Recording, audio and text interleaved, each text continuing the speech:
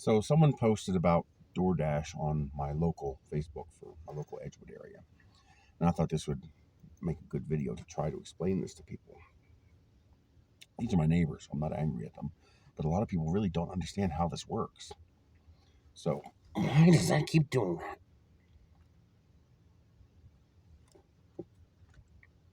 that? I gotta change that cable. It's bad. Anyway, I live in Edgewood, New Mexico, very small rural town outside of Albuquerque. And a lot of people don't realize, well, why can't I get DoorDash or Uber Eats around here? And that's because you can't make any money. So let's establish some basics. The sole purpose of a job is to exchange your labor for money. Now, most of the time, you go to a job and your only cost is your cost of living. So you need to make enough value from the job to pay for a cost of living. That's supposed to be what minimum wage is about. Now, first of all, it's important to understand a gig driver. This is a DoorDash, Uber Eats, Lyft Food, and this is also the driver services like Uber and Lyft and stuff like that. These are not jobs. They are not employees. Anybody who says do your job is clueless because they don't understand that they're not employees. This is not a job. This is a business. Okay, so they're like the owner of the business, and they contract their work out to other businesses. So if you hire a catering service, okay, you are running, say, a wedding or an event. That's your business. And you contract out to a catering service. Well, they also have their own hierarchy. Someone owns that catering service, and they have employees. Now, if you want a catering service, let's say the cost to provide you with the service is $1,000, and they say, okay, $1,500 for the catering, and you say, well, no, I would like to pay you $800. You can't. My cost is $1,000. You're saying that you want to pay me less than what it would cost me to deliver the service. I mean, not only am I not making any money, but I can't pay for the food you want, and I can't pay the employees that you want to be there. At $1,000, it's break even, it's zero, and I'm certainly not going to do that. I mean, why would I go through all that work for nothing? Break even equals nothing. The same thing applies to things like DoorDash and Uber Eats and stuff like that. Why does this keep doing this? Something is wrong with this cable. I need to replace it. And as soon as I put it down, it does that again. Stop it. There it goes. So, a delivery driver in one of these services is what's called a 1099 or independent contractor. What that literally means is that they're not an employee of DoorDash. When you pay for a DoorDash order, you're paying the driver zero. They get nothing. They get some negligible amount from the taking on the contract, but that doesn't even cover a fraction of the gasoline to come to your house. It's nothing. You're not paying the driver, you're paying DoorDash. Now, when the driver gets to your door, now you pay the driver. You're paying two companies. You're paying DoorDash to go find me a driver, and DoorDash contracts out to find the driver and now leaves it up to you to pay the driver. The problem is DoorDash calls it a tip. And so you think, well, you're an employee of DoorDash. You're not, though. Now, DoorDash drivers and Lyft drivers went to court and sued because they were being penalized for not taking orders, not taking contracts. And the court said they're independent contractors. You can't make them take an order that's going to cost them money. So if let me give you an example. And again, this is not an attack. I'm trying to explain the reality of what goes on here. So I'm here in Edgewood. I'm about a mile from the main intersection of 66 and Interstate 40. Let's say you live 5 miles up 344 north. So you're 5 miles from the interstate. And you want me to go to Arby's in Moriarty, which is about 11 and a half miles away, about 12 miles away from my house. You want me to go to Arby's in Moriarty and get you a half-pound beef and cheddar. It's $10. I have to charge you $31 for that half-pound beef and cheddar. That's highway robbery. You're charging me $21 to go get a sandwich. That's with zero profit. Zero. I make nothing. I make zero. Because that trip is 29 miles. From my house, where I am, to go to Arby's, go to your house, and get me back to where I started. Zero me out. Because that's what you owe me. You owe me from 0 to 0. Because that's a cost. That's the cost of doing business. And I have to extract that cost from the service fee that I charge to go get it. It's 70 cents a mile. It's about 65 cents a mile for mileage. And if that's 65 cents a mile, if I lie to my insurance company and don't tell them I'm using the car commercially. If I tell them I'm using the car commercially, my insurance rate doubles from $600 a year to $1,200 a year. For some people, it's a lot worse than that. The quote I got in Pennsylvania from Geico was $2,500 a year just for the commercial rider. That doesn't include the insurance, which is another $1,400. So that was $3,900 for car insurance. One car, a cheap Nissan Leaf. Woo! State Farm, if you do it part-time, will cover pizza delivery, but they charge $1,200 a year, twice what I pay now. If you amortize that, assuming there's enough deliveries to amortize it, it's about $0.05 a mile. In Pennsylvania, is about not my car insurance, but the extra I paid to be commercially covered came to about $0.05 a mile. On a slow year, I was as high as 9 cents a mile for insurance. It's a lot. People don't realize these costs. They don't care. It's not my problem. You deal with it. Well, I am dealing with it. That's why it's $21 to go get the hamburger. People don't realize, you're paying a human being to go get something for you. And, now, oh my God, my car door was open. I thought somebody was in it. I forgot I left it open. Anyway, that's 29 miles at 7 cents a mile. Do the math.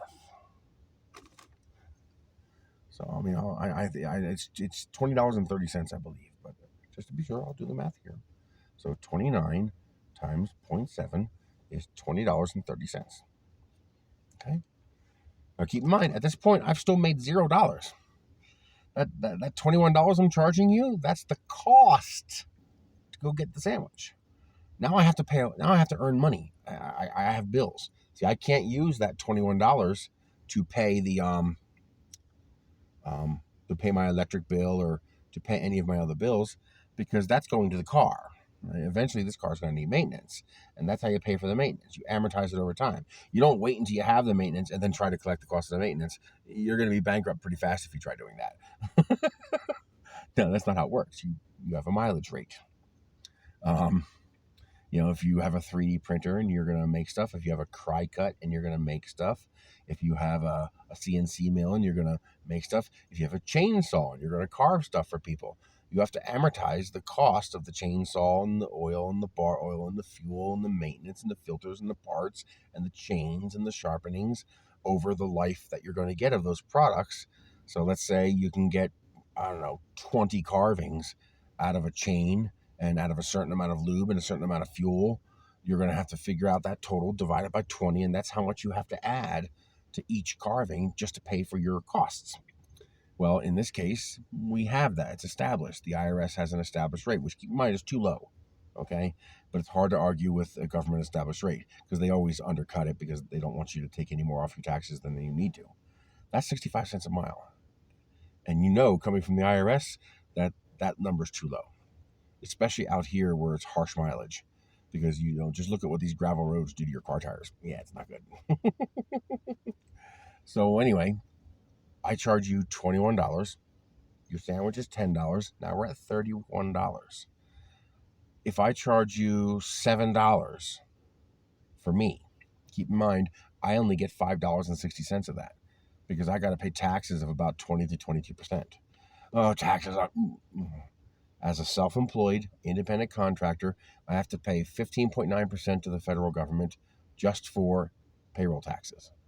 And there's no deductions, no minimums, nothing. All right. If I earn $10, I owe $1.59 for payroll taxes, and you can't deduct it. That doesn't. It's not covered by your standard deduction. You can't subtract it from your taxes. Nothing. You owe that. Period. $100, you owe $15.90. And now you also owe your regular 1040 taxes on top of that. It comes to about 20 to 22%. And so I make $5.50 if I'm lucky on that $7. That's not even minimum wage. It's like, do I want to bother? If I want to make a decent if I want to make a decent wage, that's a little tiny bit above minimum wage, like what you'd make working at McDonald's. Okay, I gotta add $10. So now you're paying $41 for me to go get you a $10 half-pound beef and cheddar from Arby's. Are you gonna pay that? No? Well, then I can't go get the sandwich for you. I gotta make money. How do I make money if you're not willing to even pay the cost of going to do it? It doesn't cost me that much to go get a sandwich. Yes, it does. Do the math. 70 cents a mile. Now set your odometer. Now it's a little bit less for you because you don't have to pay yourself a wage. You can do it for $0. Also, you don't have to factor in the mileage of, whatever portion of my trip is different from your trip. Okay? So if you're 5 miles from 344, up 344, it's going to be 17 miles there and 17 miles back, which is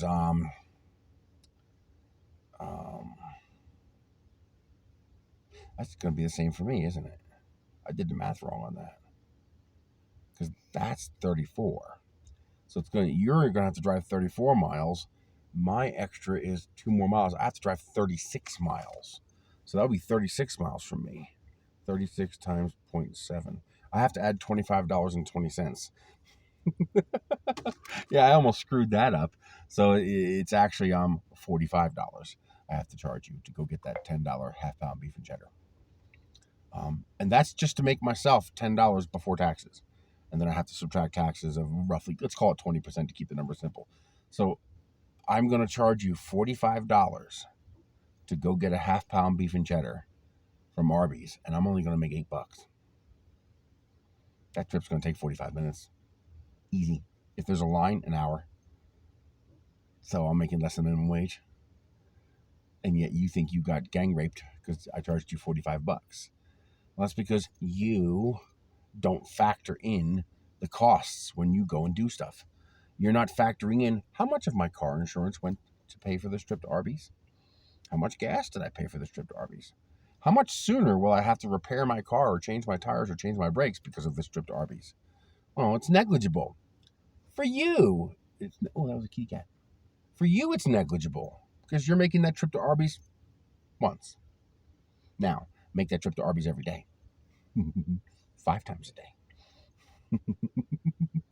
So now, instead of you driving 34 miles to go to Arby's, imagine you do 3 trips to Arby's. Okay, so 34 times 3.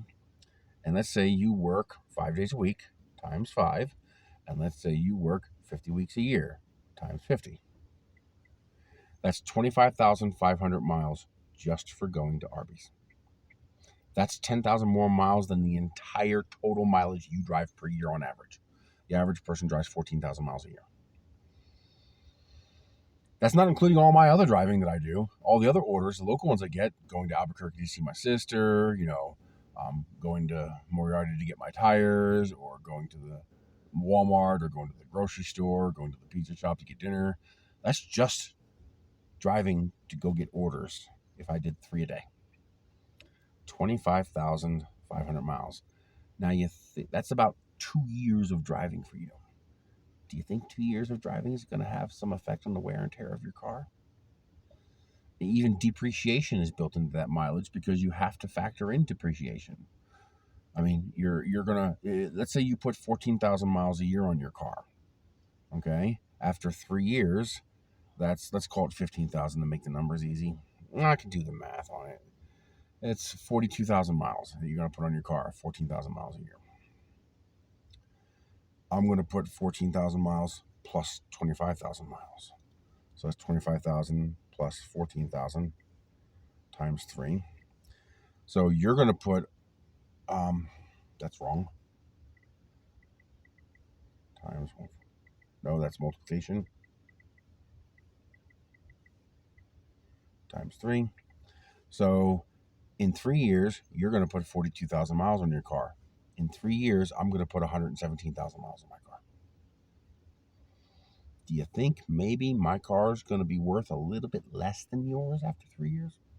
Just a little. Okay. My car is approaching scrap value.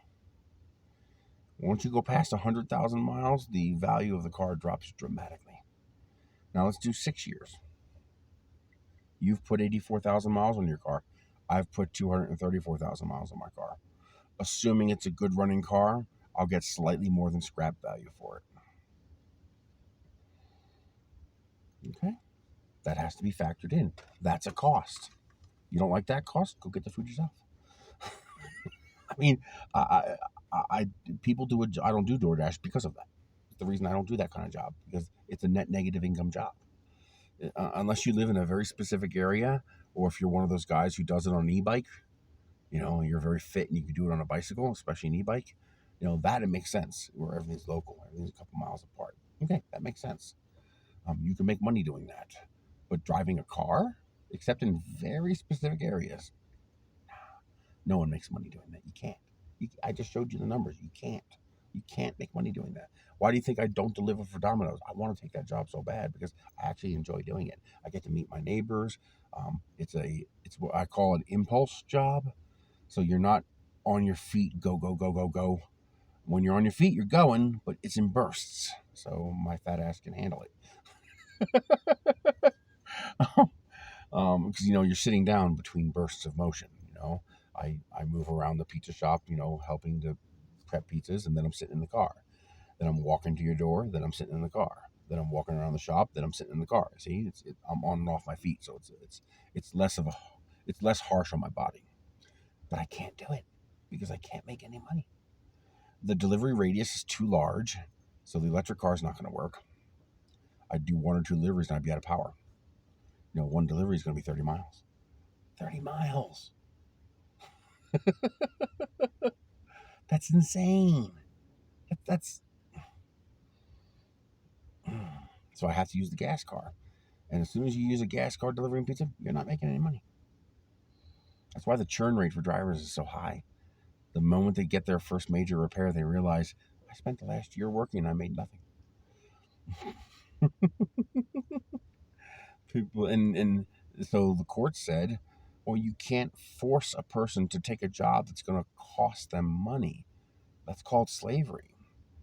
You either pay them a wage and mileage, at which point DoorDash would be charging you $25 in mileage to go to Moriarty, plus the wage of the employee. So DoorDash would be charging you $45 to go get that $10 burger, because now they'd be required to pay minimum wage to the employee, and they would be required to either provide a company car or pay them 65 cents a mile to drive their own car. That's the law. I mean, that's why they want them to be independent contractors. And that's why I thought I saw a person. And that's why they went to court and fought against being penalized for not taking orders that weren't profitable. And so now you have DoorDash and Uber Eats drivers, they'll look at orders on their phone and go, $2 tip? Yeah, I'm not taking that. I can't. I can't take $2 for a run that's going to cost me 10. And that's before I make a wage. It just doesn't work. It just doesn't. Now, if I see another order for $11 and your order's right next to it, okay, maybe your order will tag along because now they're paying for the cost of going to get your order, and they fought for that and won, which is the correct answer. You either have to give them. You're not an independent contractor if the employer can dictate what you do. If you're an independent contractor, you dictate what you can do. It's like two separate jobs and two separate bills. Of course, people are going to complain in the comments and say that's bullshit. Just do your job because they're greedy. They want that $10 sandwich delivered from Arby's without them having to spend 45 minutes of their own time, their own gas, and their own wear and tear to drive the 34 miles to go get that sandwich from Arby's. This is an extreme exception because of where I live. If you want Arby's, it's a 34-mile round trip. Okay, well, for me, it's a little less. For me, it's a 24-mile round trip because I'm 12 miles from Arby's. Well, actually, a little more. I think I'm 13 or something like that. It's 10 miles to Moriarty, but then it's about a mile further to go to Arby's, and I'm about a mile from 66. Anyway, 12 or 13 miles. Things are far apart here. If you live 5 miles up 344, even going to McDonald's is going to be 2 plus 5 plus 5. So that's 10, that's 12 miles. Do the math.